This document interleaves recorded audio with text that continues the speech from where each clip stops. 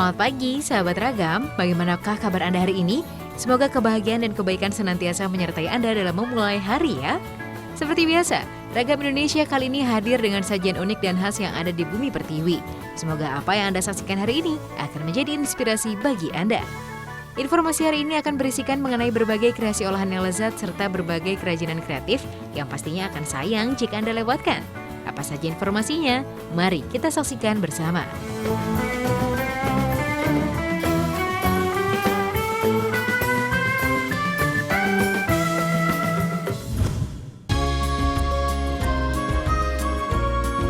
Sahabat, tentu Anda sudah mengetahui bahwa di Indonesia terdapat berbagai macam bahan panganan yang bergizi. Tentunya hal ini dikarenakan bumi kita yang subur dan juga kaya. Nah, berbagai bahan panganan ini di tangan kreatif anak bangsa akan menjadi berbagai olahan lezat seperti camilan yang menggugah selera. Bisa jadi, Anda pun akan tertarik untuk mencicipi atau mencoba membuatnya sendiri di rumah Anda. Mari kita lihat apa saja olahan kue dari bahan-bahan yang bergizi.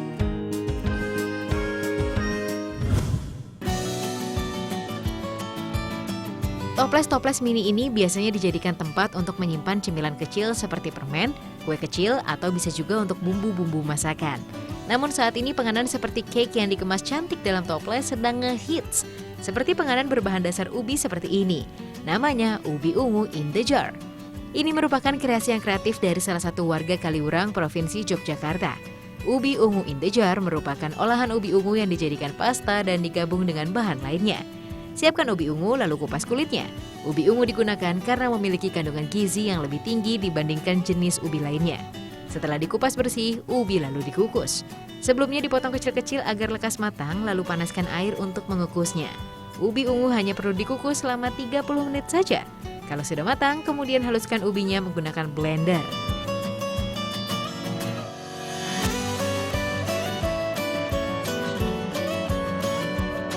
Ubi ungu akan dibuat menjadi jus untuk dijadikan pasta. Saring jus ubi ungunya lalu masak hingga menjadi pasta dengan cara dipanaskan di dalam wajan. Gunakan api sedang untuk memasak ubi ungu ini. Tambahkan gula dan susu kental manis agar rasanya semakin manis dan nikmat. Aduk terus selama 30 menit hingga menjadi mengental. Pasta ubi ungu sudah jadi. Ubi ungu ini kemudian dikemas dalam toples-toples mini seperti ini dengan digabungkan dengan bahan-bahan lainnya. Masukkan biskuit sandwich, krim keju, pasta ubi ungu, krim kacang, krim mocha, biskuit gandum, dan bahan-bahan tambahan lainnya. Agar tidak ada bakteri dalam toples yang dapat merusak, maka toples-toples yang sudah terisi tadi dipasteurisasi.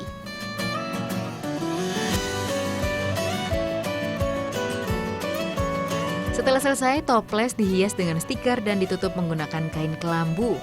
Lihat sahabat, tampilannya cantik kan? Rasanya dijamin lezat dan teksturnya pun lembut. Sahabat, ubi ungu in the jar ini kaya akan gizi karena ubi ungu mengandung serat, karbohidrat, vitamin, protein, dan beta-karotin. Ubi ungu juga bermanfaat untuk mencegah kanker dan memperlancar sistem pencernaan. Lembutnya ubi ungu in the jar merupakan camilan lezat dengan penuh gizi yang baik untuk keluarga Anda. Tidak akan menyesal deh menikmati camilan yang satu ini.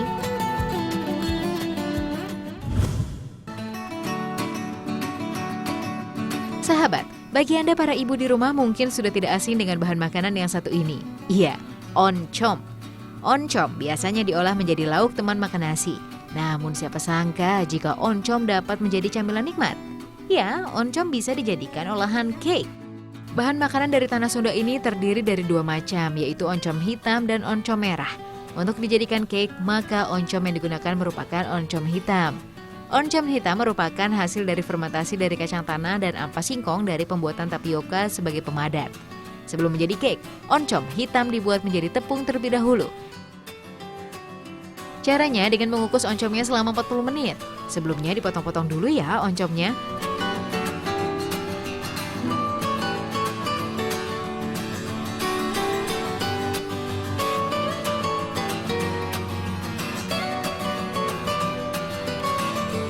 Setelah matang, oncom pun dijemur selama 2 hari hingga kering. Setelah itu, oncom ditumbuk dan dijadikan tepung.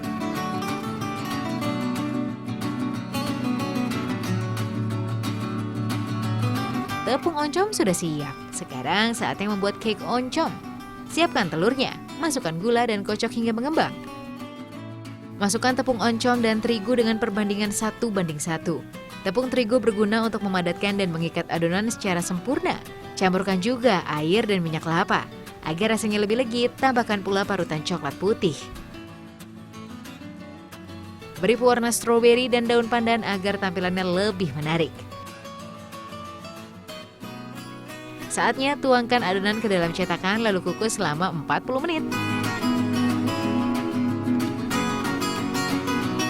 Teknik pengukusan secara tradisional seperti ini lebih baik agar cita rasa yang dihasilkan pun berkualitas baik.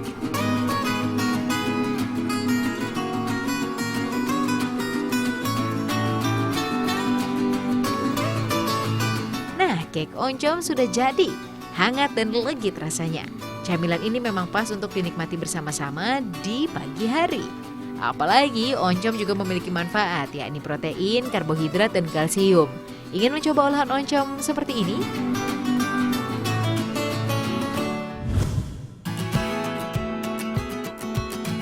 Sahabat, coba lihat deh, cantik ya bolunya? Ya, bolu kukus saat ini dapat dibentuk menjadi beraneka macam rasa dan tampilannya. Ada yang bergambar kartun lucu seperti ini dan ada pula yang lezat dan bergizi seperti bolu kukus yang satu ini. Iya, bolu kukus udang dan ebi. Wah, gimana ya jadinya jika udang dan ebi ini diolah secara berbeda? Pada dasarnya, membuat bolu kukus udang dan ebi hampir sama dengan bolu kukus pada umumnya. Bedanya, untuk adonan bolu kukus udang dan ebi ini menggunakan gula yang lebih sedikit, sehingga rasanya akan lebih gurih. Ada sedikit tips bagi Anda sahabat jika ingin membuat bolu kukus. Untuk membuat bolu kukus dengan rasa yang sempurna, proses memasaknya harus tepat. Tidak boleh kurang dan tidak boleh lebih. Ketepatan waktu dalam mengaduk, mengukus, dan proses lainnya akan berpengaruh pada pengembangan kue. Bahan yang dibutuhkan adalah telur ayam, gula pasir, garam, tepung terigu, baking powder, pengembang kue, dan minyak goreng.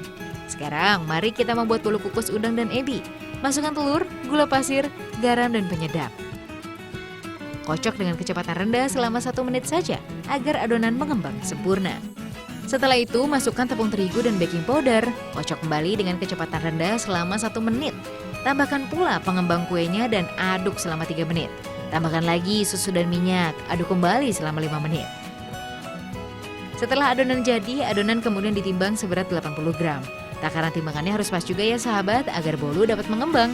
Saat menuang adonan ke dalam cetakan, tuang dengan jarak yang dekat agar tekstur kue padat dan tidak berlubang. Bolu kukus udang dan ebi siap dikukus. Kukus bagian bawahnya sebelum ditaburi topping ebi dan udang. Lama pengukusan adalah 27 menit sampai mengembang.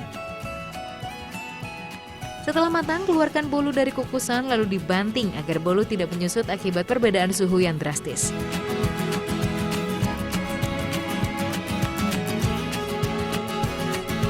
Setelah itu, buat udang tempura sebagai topping. Lumuri udang dengan tepung tempura lalu goreng dan angkat setelah warnanya berubah coklat kekuningan.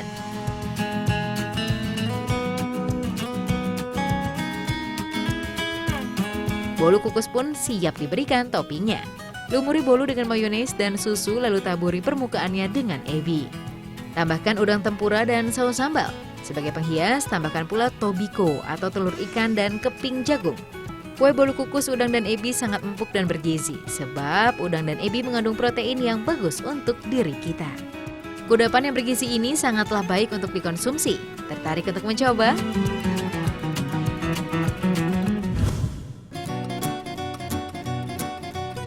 Sahabat, siapa yang tidak berbangga hati jika melihat kreativitas dari putra-putri negeri ini?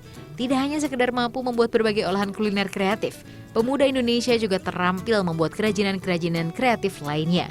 Mulai dari mainan, tanaman hias, alat musik, hingga alas kaki. Seperti apa saja? Mari saksikan ulasannya di Ragam Indonesia berikut ini.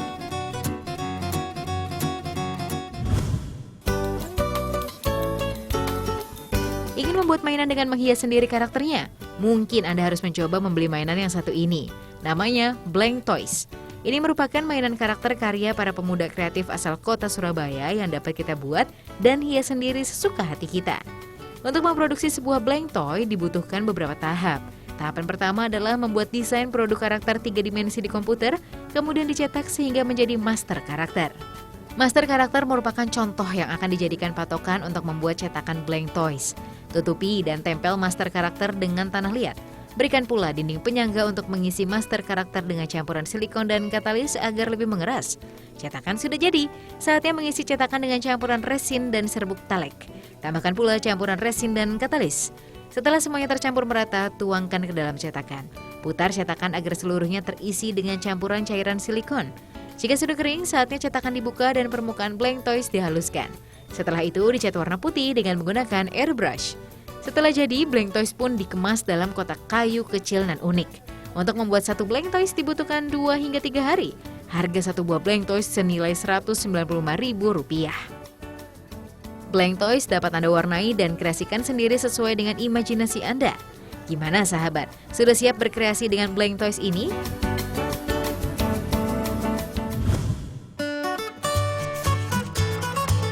Sahabat memiliki hobi bercocok tanam?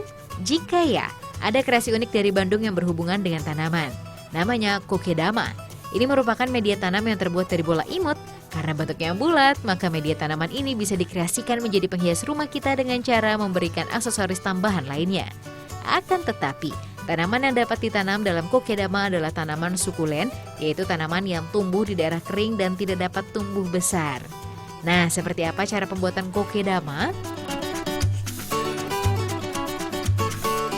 Pertama, kita perlu mencari lumut liar yang tumbuh di batang pohon. Setelah itu, bersihkan dengan air yang mengalir. Karena akan dijadikan sebagai media tanam, maka lumut ini akan dicampurkan dengan tanah dan pasir. Masukkan pula sabut kelapanya, aduk terus hingga seluruhnya tercampur merata. Tambahkan sedikit air agar mudah dipadatkan nantinya. Kemudian, bentuk campuran lumut tersebut menyerupai bola. Tanamkan pula tanaman sukulen, lalu tambahkan lagi lumut pada bagian luar media tanam, sehingga akan berbentuk seperti bola lumut. Lalu ikat dengan benang agar bentuknya tidak berubah. Agar terlihat lebih menarik, maka kokedama ini dapat diberikan aksesoris seperti mata, tangan, atau kaki, sehingga berbentuk seperti boneka. Dapat pula disimpan di dalam pot yang cantik. Cara merawatnya tidaklah sulit sahabat. Anda hanya cukup merendamnya saja ke dalam air. Cukup direndam 1 kali dalam seminggu. Kokedama dapat menyimpan cadangan air untuk tanaman yang ditanam di dalamnya. Nah, bagaimana sahabat? Kokedama yang lucu ini sangat pas ya jika dijadikan hiasan di rumah Anda atau sebagai hadiah bagi kerabat dan orang tersayang.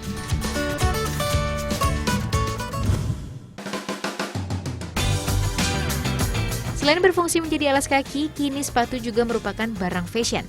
Bagi Anda yang hobi mengoleksi sepatu, apakah Anda sudah menambah koleksi Anda dengan model sepatu yang satu ini? Sepatu rajut. Biasanya rajut identik dengan jaket, tapi kini sepatu pun bisa juga loh dirajut, seperti produksi sepatu yang ada di Kota Kembang, Bandung ini. Untuk membuat sepatu rajut, pertama tentukan desain modelnya. Desain dapat didapat dari berbagai sumber seperti majalah atau internet. Kemudian desain mulai digambarkan. Desain akan menjadi acuan untuk merajut nantinya. Setelah selesai, proses merajut pun dapat dimulai. Sepatu rajut menggunakan benang polipropilen. Benang ini memiliki berbagai kelebihan seperti tidak berbulu, mudah dicuci, dan tahan lama warnanya. Proses merajut dinamakan korse. Lama proses pembuatan sepatu rajut ini tergantung dari desain yang dibuat. Setelah itu masuk dalam proses quality control. Tahap ini adalah melihat dan memastikan kualitas warna, rajutan, ukuran, dan ketegangan rajutan. Bekas-bekas sisa rajutan pun dibersihkan. Setelah itu gambar pola bagian dalam sepatu, potong dan satukan dengan rajutan menggunakan mesin jahit. Saatnya proses assembling. Bagian atas sepatu digabungkan dengan sol sepatu, lalu direkatkan dan dipukul dengan palu agar menempel dengan kuat. Terakhir pasangkan aksesoris sepatu lainnya. Sepatu rajut pun sudah siap mempercantik penampilan Anda. Model dan warna sepatu ini tersedia dalam berbagai macam, mulai dari flat shoes hingga wedges. Sepatu rajut dapat menjadi alas kaki Anda yang trendy di tengah berbagai suasana.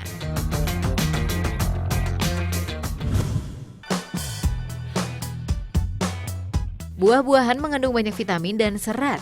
Cara mengonsumsi buah dapat dilakukan dengan mengonsumsi langsung atau dibuat jus. Namun kali ini, Ragam Indonesia akan mengajak Anda untuk mengenal kreasi olahan lain yang berasal dari buah. Yuk, kita intip sajian yang berikut ini.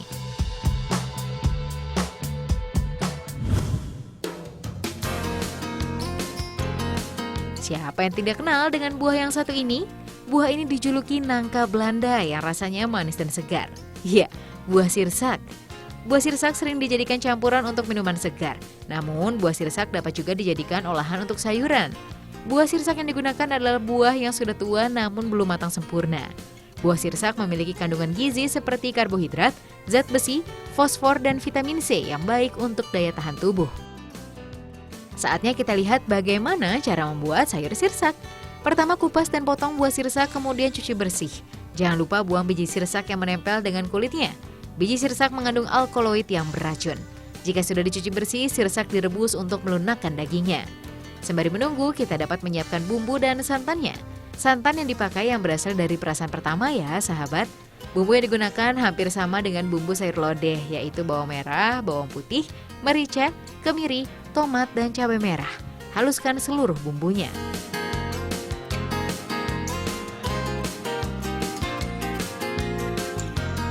Setelah halus, tumis dengan daun jeruk, lalu masukkan santan ketika tumisan bumbu sudah mengeluarkan harum.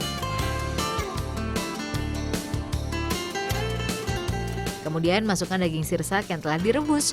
Tambahkan pula potongan daun bawang dan irisan cabai hijau agar rasanya semakin nikmat. Sayur sirsak siap disantap. Menyantap sayur sirsak tidak lengkap jika tidak dengan nasi hangat. Rasa segar sirsak dengan balutan gurih santan kelapa siap menggoyang lidah Anda.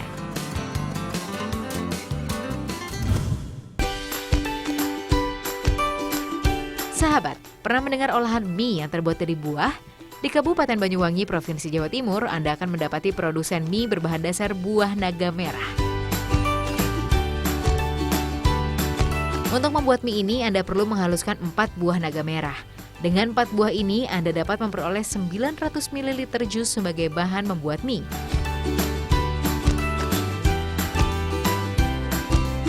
Setelah jus naga merah sudah tersedia, maka siapkan bahan adonan lainnya. Campurkan telur sebanyak 2 butir, tepung tapioka seberat 50 gram, dan penyedap seperti gula dan garam. Lalu tambahkan juga dengan jus buah naga merahnya. Jika sudah tercampur merata, tambahkan tepung terigu sebanyak 2 kg. Aduk kembali hingga merata. Seperti membuat mie pada umumnya, adonan mie perlu digiling dan diuraikan agar tekstur dan bentuknya menyerupai mie. Lalu adonan yang sudah diuraikan itu dicetak dan dijemur selama 2 hingga 3 hari. Penjemuran berfungsi sebagai pengawet alami untuk mie buah naga merah. Setelah kering, mie buah naga merah siap diolah menjadi mie goreng atau mie rebus. Agar lebih lezat, tambahkan sawi dan potongan bakso. Rasanya, sudah tentu lezat. Lihat saja betapa lahapnya anak-anak ini saat menikmati mie buah naga merah. Anda pasti mau kan?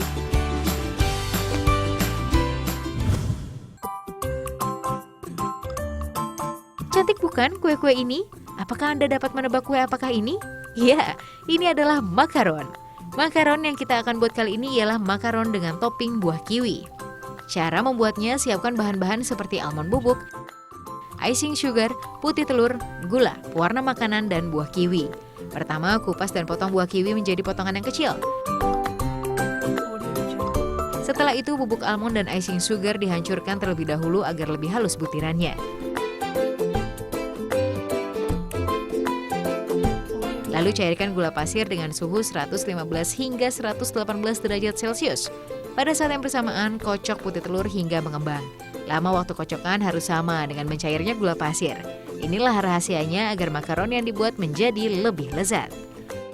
Kemudian campurkan adonan putih telur, gula cair, dan bubuk almond. Tambahkan pula pewarna makanan agar warnanya lebih cantik. Aduk hingga mengembang. Cetakkan makaron di atas loyang dengan cara menyemprot adonan menjadi bentuk kepingan. Panggang adonan selama 30 menit dalam suhu 125 derajat Celcius.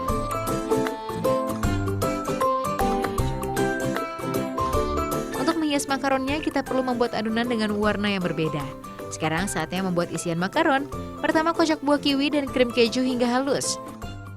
Setelah matang, angkat makaron dari oven, lalu semprotkan isian topping makaron. Berikan pula tambahan potongan buah kiwi segar untuk menambah sensasi buahnya. Setelah itu tutup dengan makaron yang sudah dihias dengan karakter lucu. Makaron kiwi siap dinikmati. Makaron yang lucu dan memiliki rasa buah kiwi ini tentu akan disukai oleh anak-anak. Makaron kiwi juga dapat menjadi alternatif cemilan bagi anak Anda.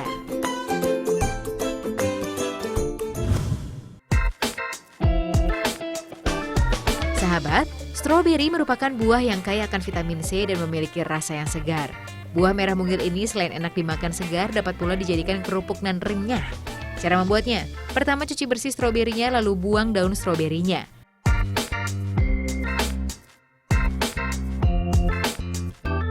Iris kecil-kecil buah stroberi lalu haluskan. Siapkan bahan-bahan pembuat kerupuk seperti tepung tapioka, gula pasir, dan garam lalu campurkan. Tambahkan air dan aduk hingga kalis, kemudian campurkan dengan jus stroberi. Lalu masukkan adonan hingga kental dan menyatu. Kemudian baluri dengan tepung tapioka 1:1.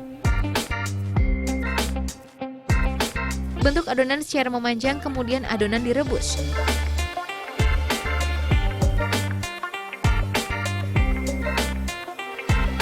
Setelah direbus, adonan diiris tipis-tipis. Iris adonan diletakkan di atas nampan dan jemur hingga kering. Kerupuk stroberi pun siap untuk digoreng.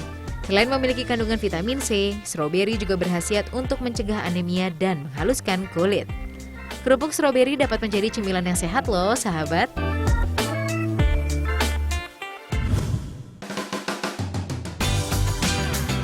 Jangan beranjak terlebih dahulu dari televisi Anda ya, sahabat, karena Ragam Indonesia masih akan hadir untuk memberikan liputan yang unik dan menarik lainnya.